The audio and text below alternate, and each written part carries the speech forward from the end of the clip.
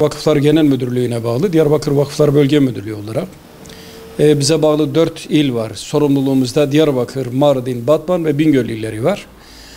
Diyarbakır Vakıflar Bölge Müdürlüğü az önce de söylediğim gibi Vakıflar Genel Müdürlüğü'ne bağlı. Vakıflar Genel Müdürlüğümüzün talimatlarıyla Vakıflar Genel Müdürlüğümüzün vakıflar kanunları çerçevesinde burada hizmetlerine devam ediyor.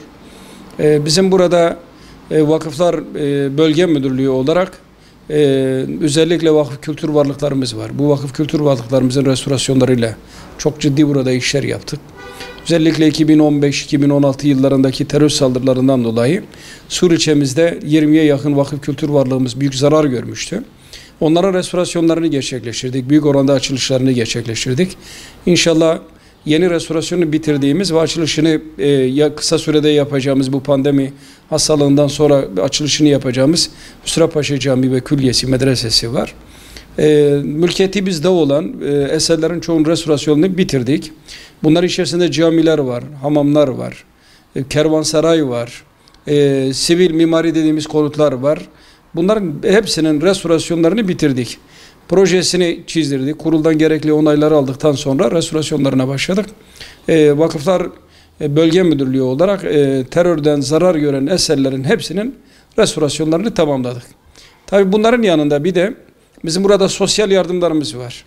Vakıflar Genel Müdürlüğü olarak, Diyarbakır Bölge Müdürlüğü olarak her ay sorumluluğumuzda bulunan illerde, yani Diyarbakır, Bingöl, Batman ve Mardin'de her ay 5500 kişiye kuru gıda yardımında bulunuyoruz. 1000 öğrenciye yakın burs veriyoruz. 350'ye yakın buradaki engelli ve yetim kardeşlerimize ayda 9-10 lira bir para ödüyoruz. Dolayısıyla 9 yabancı uyruklu vatandaşımıza burada burs veriyoruz. 400'e yakın da öğrencimize, biz de üniversite öğrencilerin burada burs yardımlarında bulunuyoruz. Bunlar tabii bizim sosyal yardımlarımız.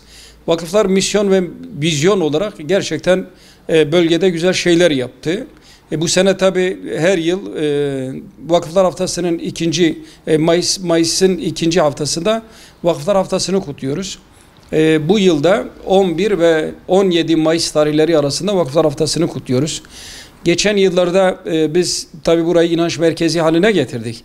Özellikle Eğil 2 Peygamber kabrinin bulunması, Diyarbakır Hazreti Süleyman Camisi'nde 27 şehit sahabenin bulunması, yine Mardin'de Sultan Şeyh Mus Hazretlerinin mezarının bulunması, Nusaybin'de Zeynel Abidin ve Siti Zeynep mezarlarının, külliyelerinin olması. Buralarda biz yaptığımız restorasyon çalışmalarıyla bölgeyi adeta inanç turizmi merkezi haline getirdik.